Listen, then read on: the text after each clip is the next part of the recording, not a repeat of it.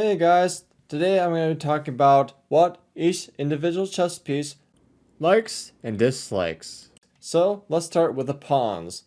So the pawns like to control key squares. For example, in the opening, the very beginning of the game, they want to control the central four squares. Pawns also like to become pass pawns. So in this position, it's white to move and win. So you don't have to worry about the tactics, but it's basically a forced pass pawn. So the move is g6. So that can take in this with the h pawn or f pawn, doesn't matter. Then we go f6. It's really odd, so you're giving up two pawns, but the point is to get this one guy to be a pass pawn h6, and white is winning the game. So basically the pawns like to become pass pawns, even if it costs two pawns to do it. How about rooks? So one primary thing is rooks love open files. So going to this d file, it's white's move. It'll be a good move. So let's say rook fd1. If black has an idea similar, they can go rook fd8.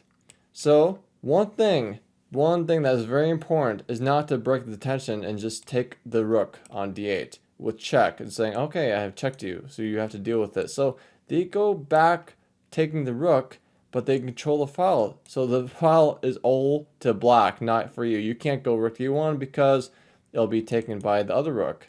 So basically that will be leaving black better. So instead, don't take that. Just have the king move in and just settle.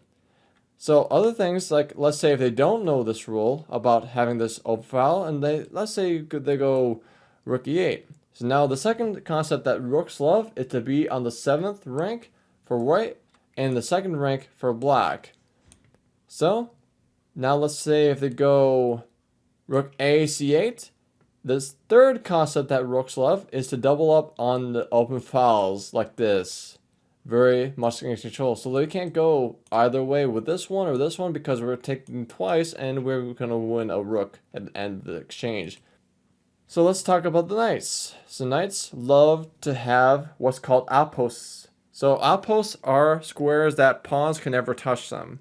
So I'll just show you an example. So if white to move and they go h3, so if they go h3, then black would really love to take this knight on f3. They take back, and now is black, we go knight e4, planting this knight for a long time. There's no pawns to kick it out because they're too far advanced. So this knight loved to have an outpost to just sit on for a long time with no pawns to kick it out. The second thing that knights love to do is being a square ahead of isolated pawn. So this is called an isolated pawn because no pawns able to defend ever for the rest of the game. So knights love to be situated on the square in front of the pawn, so that way it'll not move, and also the knight will be controlling this. So knight is on the outpost and also being in front of interference of the isolated pawn.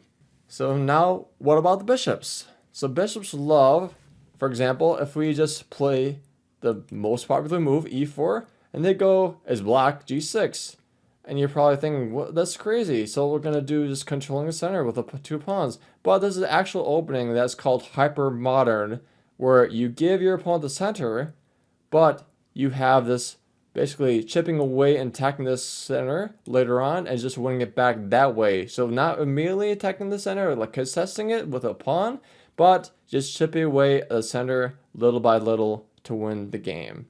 So what bishops don't like is to be closed off. So let's say if I play the French is black, this opening comes up, d4, d5, e5. So let's look at this bishop. This bishop's not happy at all, so they can't maneuver in any sort of way. It's caged in a little bit, so bishops don't like to be caged in. What about the kings? So in the opening and middle games, a lot of times the king wants to be back and safe. So it's passive, but in the end game, the king has a totally different role. It's an attacking piece. It has to be mobilized to help you win the game. So in this situation, if you compare the kings, whose king is better? White, because the king has two factors.